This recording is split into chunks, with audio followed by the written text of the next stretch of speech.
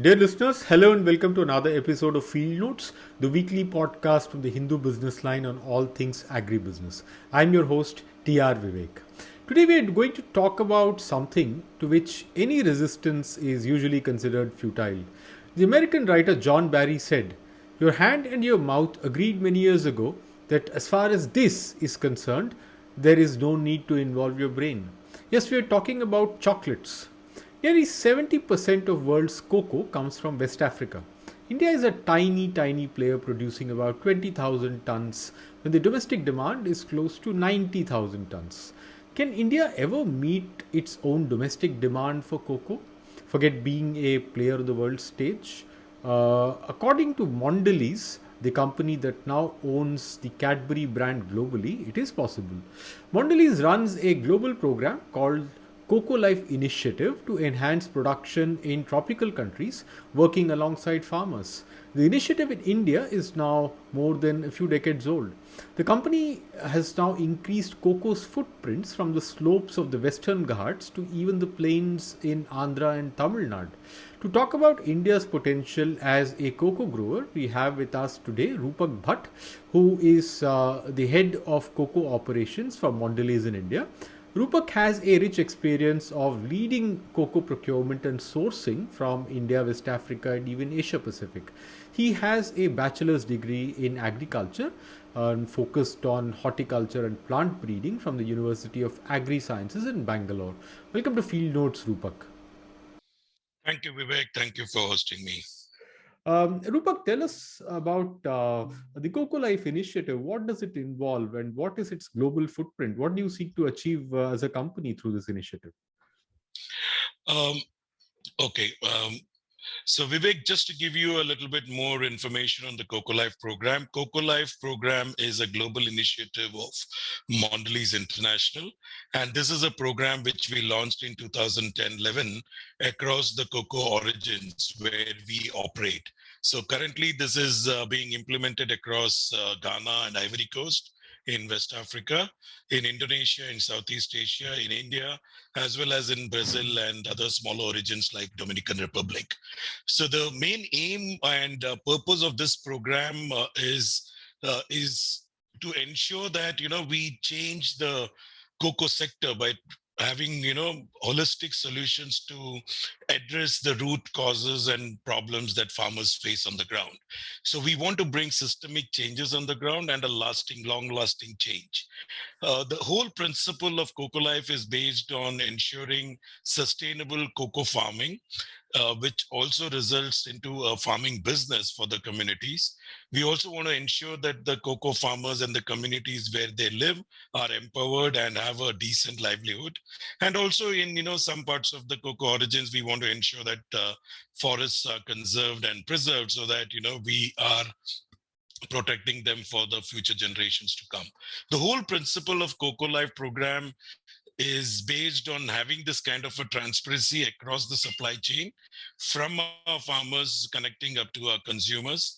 We want to ensure a very self-sustainable capacity building at the farm level, at the community level, ensuring that we respect human rights, focus on women empowerment, etc.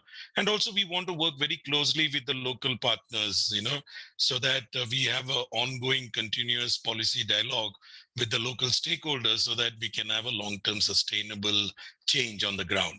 So this is the whole initiative of Cocoa Life program, which we have been implementing since 2010-11.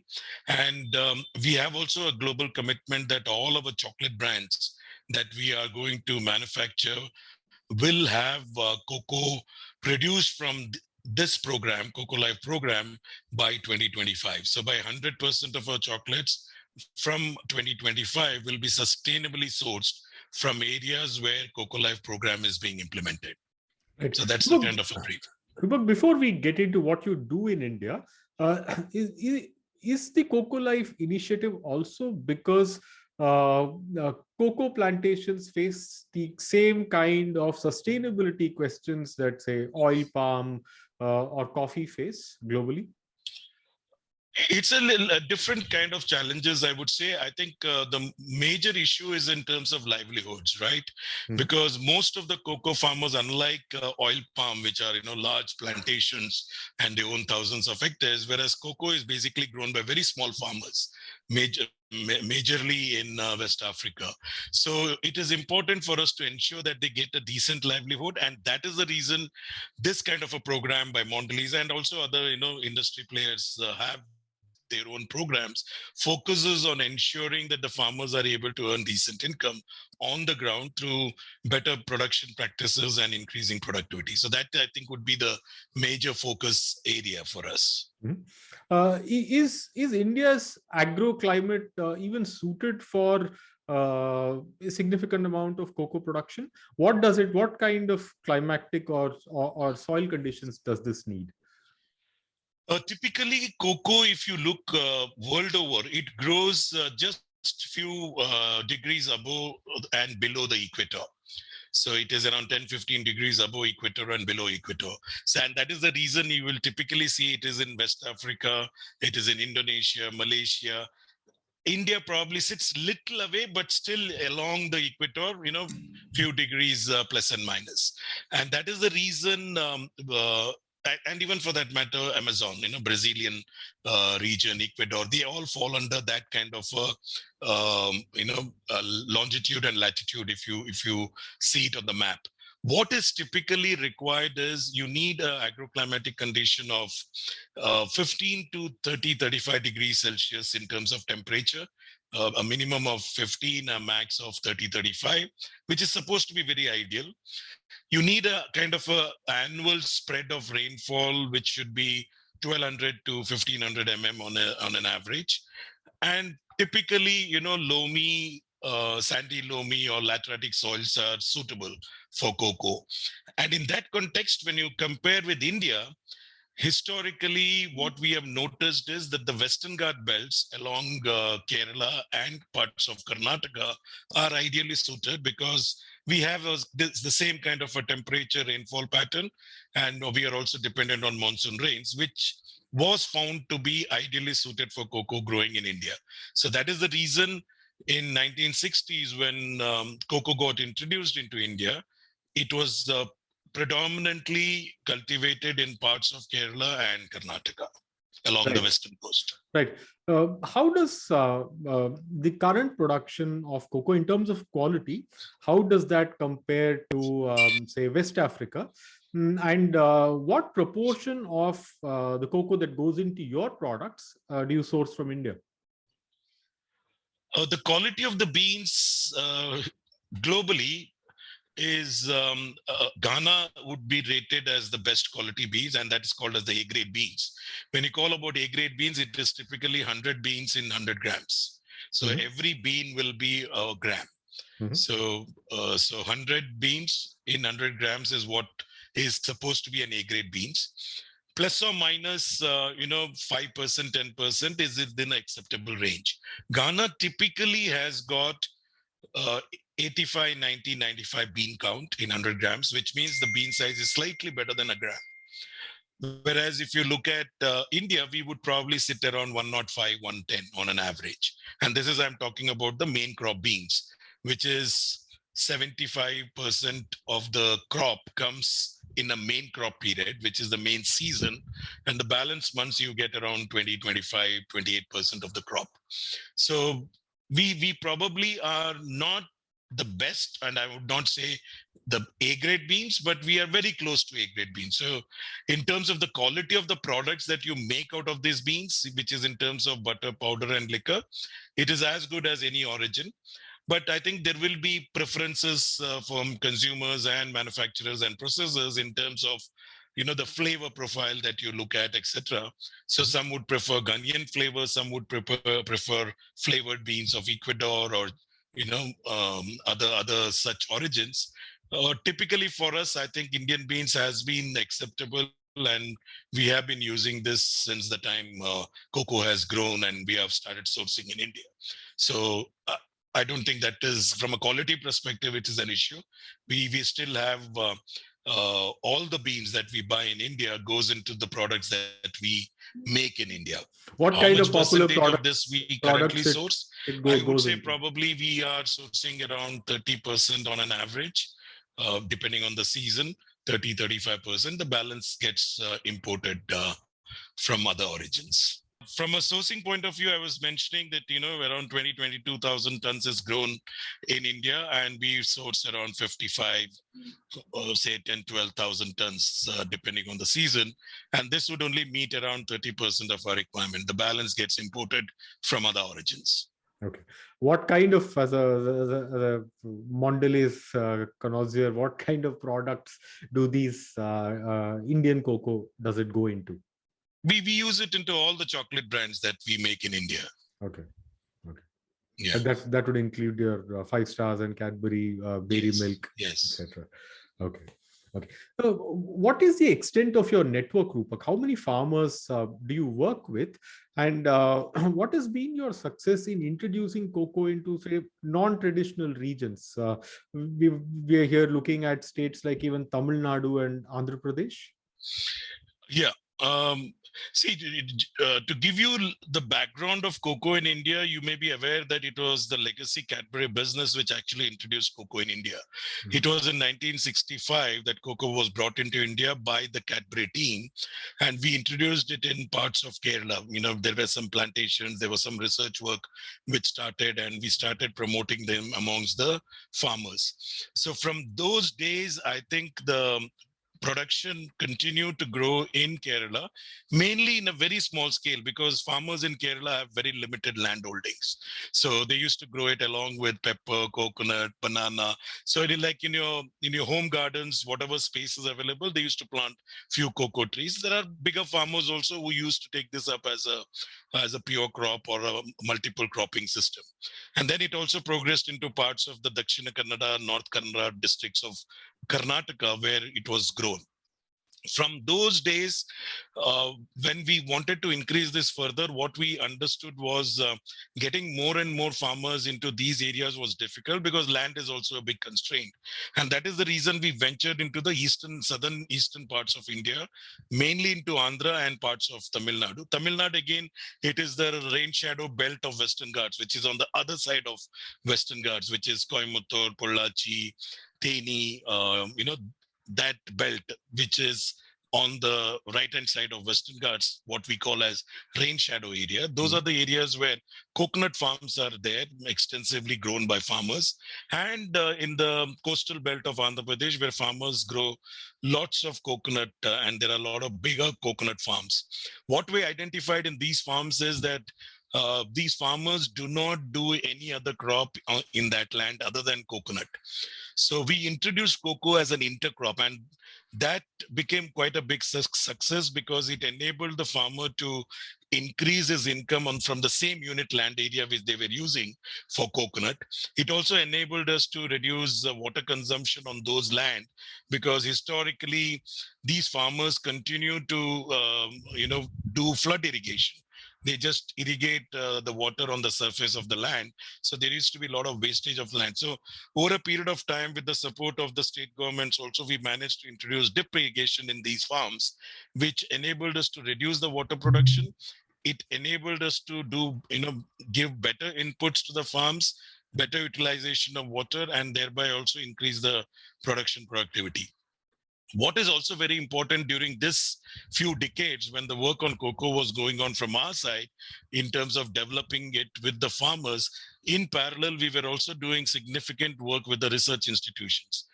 We have the program partnership with Kerala Agriculture University, where there is a lot of polyclonal gardens and research work done on improving the hybrid varieties of cocoa, which are grown and developed to suit the Indian conditions. Because this not being a native crop, it is important for us to ensure that you have the right material to give it to the farmers to grow it under the Indian conditions. So that hybridization work has been done by Kerala Agriculture University. We also have CPCRI, which is the nodal agency for cocoa, as designated by the central government, also conducts a lot of research program in their research station. So both these institutes have done significant work on cocoa, which is then, brought from the lab to the land through a transfer of technology, which commercially we have been very successful in doing it, and probably we are the only major agency which does this work on the ground. We have a team of our technical executives and technical experts based in all these districts where cocoa is grown in Kerala, Karnataka, Tamil Nadu, and Andhra.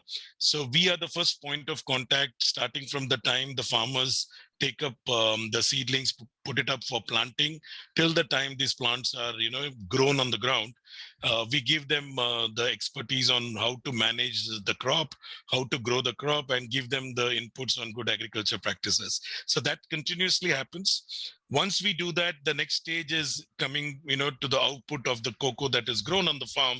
We also have a network of buying team which works on the ground to source this from the farmers. So we have a very lean structure so that we are able to maximize, giving the farm gate price administration to the farmers, which is also has been very successful. And on top of that, we also do a lot of other work on the ground, especially with the Cocoa Life program that got introduced since 2010-11. We have also been doing a lot of work on the ground in these areas where cocoa is grown. See, we won't call them as cocoa communities. In West Africa, probably if you do a Cocoa Life program, we call that this program is done in a cocoa community. Here, the farmer is not purely dependent on cocoa. They also have other crops. Cocoa probably is one of them. But still, those rural communities and villages where farmers are engaged in cocoa farming, we also undertake a lot of programs for them, especially related to children education, girl child education, women empowerment, training of women farmers, etc. So that has been consistently, being done from our side directly as well as through our partners on the ground. So, is cocoa ideally intercrop with coconut? Is that your sales pitch to farmers, that it is an ideal intercrop? It is. I would definitely say so, because it is one of the best intercrops. Farmers always have a choice to select any crop they want on the ground, right? As an intercrop, or any crop, even as a monocrop.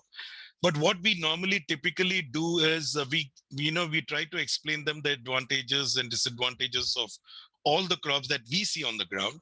We also give them a kind of a pros and cons of what helps you by growing cocoa and what probably are the pitfalls, etc. And basically what we try to tell them is, it's your choice. You have to decide what is best for you.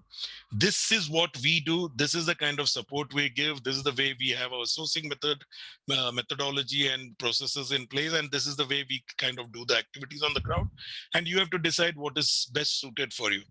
I think the way I have seen is the way this has picked up over the last 5 years. I think farmers have understood that definitely cocoa is a good bet to go for, because a lot of other crops, there will be some issue or the other, right? It could be a pricing issue, which will be fluctuating. There could be sourcing issues. Then they have to hunt around for, getting the right buyer, etc. Whereas in this case, everything is, it's a full package. You are there and you are able to, give them all those benefits in one package. And that is what makes it all the more interesting for the farmers to go in for this. When you say it's an ideal intercrop with coconut, does that mean, say, for instance, in Tamil Nadu, you spoke about the areas adjoining the Western Ghats, the Kambam Valley, Theni, Coimbatore, coastal areas, even Nagapattinam is a big coconut growing region. So would cocoa suit that kind of climate and soil as well? I would, based on our study, what we have done across the 4 southern states, there is more than 3.5 million hectares of coconut which is grown. This is from the government database, right? But I think in terms of coconut, the cocoa that is grown, we find it is, just less than probably 100,000 hectares that is today grown in India. So the potential to go as an intercrop is significant. Now, all coconut areas need not necessarily be also suited. See, in the government database, even a coconut, like 4 coconut, which is planted on a boundary becomes an area, a coconut area. Now that you cannot take that as a, intercropping model. What we would recommend is you need to have at least 1 hectare or 2 hectares of coconut land, which should be there. It should be in the soil conditions should be suitable. And typically we know which are the districts in these for the southern states which are ideal. We would prefer to avoid if there are water issues in the land, because there is salinity issues like Nagapattinam, what you said, like, and for example, you have Trichy and which is the other one, Tanjavur belt and all that. See, here water is there, but also you have a problem of, there are salinity issues, there are certain soil issues in these places. So we would not recommend. Plus, also you need to understand whether the farmers are also willing to, plant. Sometimes you may have a very good area, but the farmers may be hesitant even to take up any intercrop. They will say, I'm happy with what I have. Which is happening even today. Like in this year in Karnataka, when the arecanut prices have gone up, this is also planted as an intercrop in arecanut farms. Now, arecanut farmers who were growing cocoa, they don't want to increase area under cocoa because they're very happy with the arecanut. The prices have really shot up. So I think you will continue to have these kind of challenges, something or the other keeps coming up. So you need to focus on, the areas where farmers are interested, the areas which are suitable for cocoa, and then, get this going. That is the challenge under the Indian context, because every region, every district, every area where we go, the outlook of the farmers towards agriculture and what they want to grow is very different. So you need to understand the local mindset and then decide whether this is going to be successful, whether the farmers will be interested. So we also, when we go into new areas, we also put this up as a demonstration plot. We start with few demo farms, show the farmers how to grow it, then the neighboring farmers come and see. It takes time, because this is being a perennial crop. It's not like you grow for 3 months, harvest, and then move on to next year. You can't do that. It is a slow process. It has to continue, and that's the kind of a ongoing process. And that is where our technical team is really helpful for us to be on the ground, because they can do this assessment at their level and then really go forward with this. I also want to mention one more thing which is very important, that there is government, local state government horticulture departments which also works closely in these areas. They give us support, they give the support to the farmers also. There are certain government schemes like MIDH, RKYVR, etc., which gives them that benefit of giving those subsidies to the farmers also to take up either cocoa or any other. There are many crops. I mean, almost all agriculture and horticulture crops, the government provides them that benefit, which also is helpful. And the department is also helpful because there is a company, there are development agencies like us who are in the ground trying to support this in their initiative, which also is very helpful. So it's a kind of partnership also that we have on the ground, which helps us, in growing this slowly, steadily. And that is where I think we are looking for even in the future. Tell us about the cropping cycle for cocoa. How long does it take for a cocoa plant to produce fruits? And is there a seasonality to it, or is it a year-long crop? Yeah. In terms of from the time you plant, typically from the 3rd year, you will start getting pods. I would say the very good economical yield starts from 5th year. Although from 3rd year, 4th year, you will get a decent crop, but from 5th year, you will be able to make money because the returns will be higher than the investment that you're going to do. So that is how typically in the Indian context it works. Unless the farm is neglected and you don't do anything, probably it may take another year or 2 more. But typically 3 years, it starts yielding. 5th year, you get economical returns. The other question you had was on the cycle. The cropping cycle. Yeah. See, the cropping cycle, again, from Indian conditions, I would say it's a little different. We have 2 types of cycle. The Western Ghats or the, what I said, Kerala, Karnataka has got a season of April, May, June, July, where you get a main crop, and then you get another main crop sometime in October, November, mid-September, October, November. So you have 2 main crops, and these 6 months give you 80% of the crop. right? And the Okay. balance 6 months will give you probably 20% of the crop. That is in this belt. In the non-traditional belts of Andhra, etc., most 80% of the crop will come in the first 5 6 months, mainly starting from, I would say, mid-Jan of end Jan, going up to June. You will get 80% of the crop, and then you have a tail crop, or what we call as a mid crop. The mid crop is typically a poor quality of cocoa, whereas the main crop, 80% of the crop is a good quality crop. And this is how cocoa normally behaves in all across the globe. Whereas the seasons would be different. In West Africa, it would be October to March. 80% of the crop will come from October to March.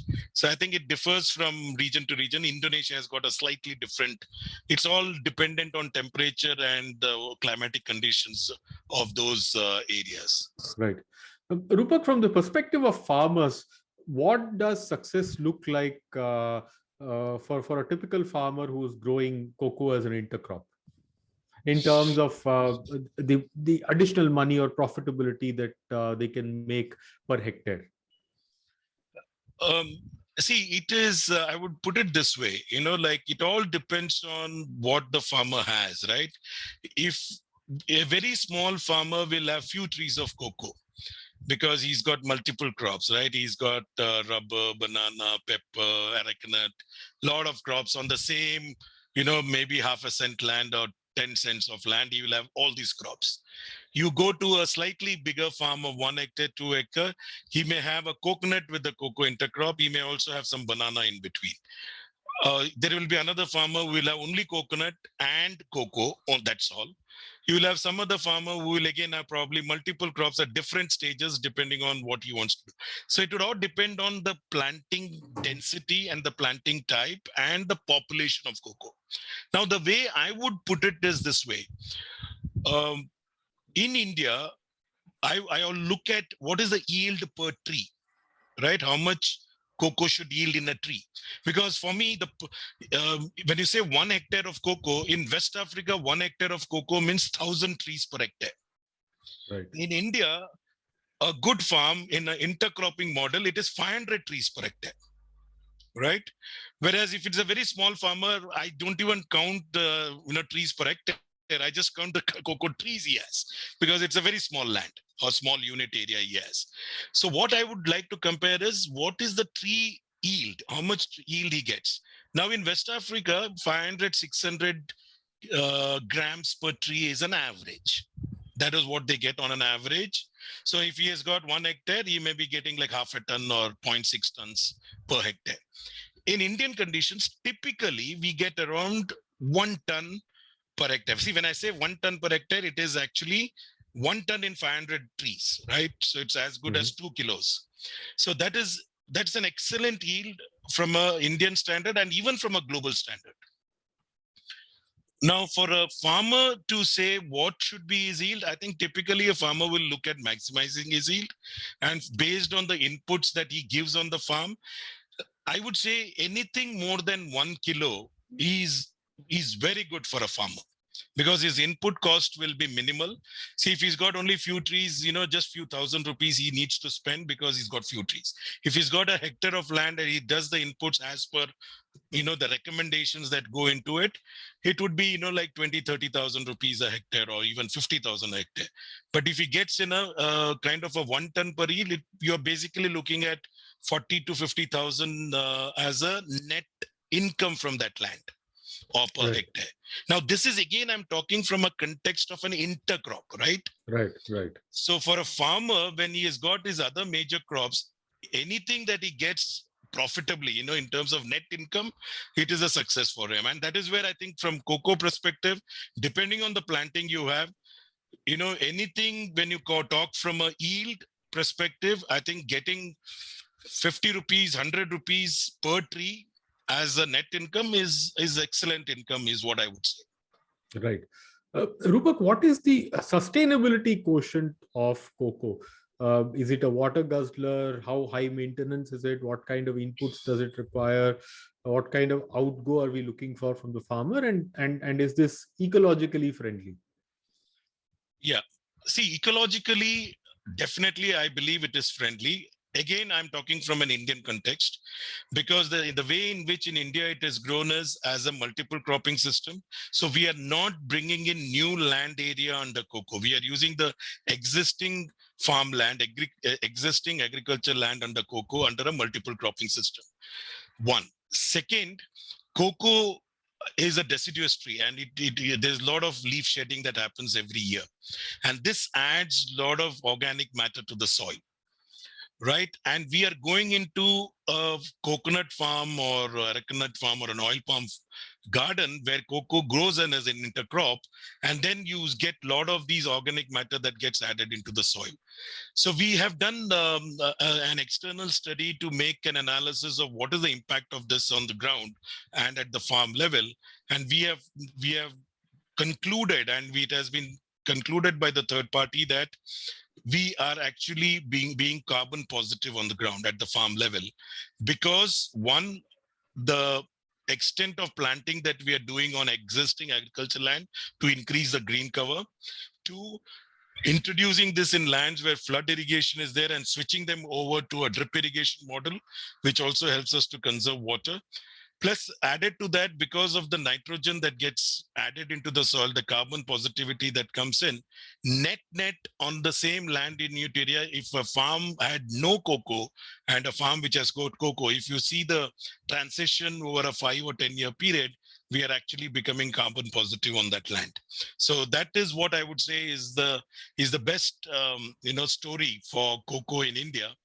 And also, which is very important to understand, is this is not going into virgin lands, forest areas, etc. This is typically grown in an agriculture land and increasing the productivity of the land, which is also probably, one of the important things today the government is looking at, how to increase the farmer livelihoods, so that he's able to increase his farm income. This is a pure, classic story of how we can make that happen. So you're not competing with, say, coffee estates or tea estate. This is not a monoculture crop at all in the Indian context. We can grow it as a monocrop. I think definitely it is possible. There are certain lands which are like 50 hectares, 100 hectares in India, not on a very large scale like thousands of hectares, because the way I see it is it does not come under a plantation crop under that designation as of today. So there are certain restrictions from that point of view.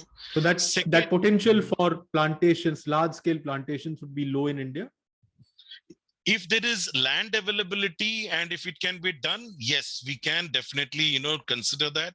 And but of course, as you mentioned, land is a huge problem. Correct. So that is the issue. Now, for a farmer who is doing coffee, tea, can they switch over? Now, you need to be a little bit conscious of the fact that tea is grown in a higher elevation. Coffee is also on a middle elevation. Now, what happens is, in these areas, the temperature drops even below 10 degrees Celsius. So it is likely that it will have a potential impact on flowering in cocoa. So that is probably the reason, you don't see cocoa farms in areas like Kodaikanal, Ooty, Munnar areas in south, which is high elevated tea growing areas. You don't see cocoa, or you will hardly see any cocoa farms or anybody's attempted. We have attempted this. In fact, we have attempted this in Nilgiris. We attempted it in Kodaikanal. Munnar, on the lower belts, cocoa grows well. The middle elevation of Munnar, cocoa grows very well. But as you go up, it becomes difficult. So that is a concern you will have when you want to go into switching over from an existing plantation into cocoa. Right. Rupak, thank you very much for joining us today on Field Notes.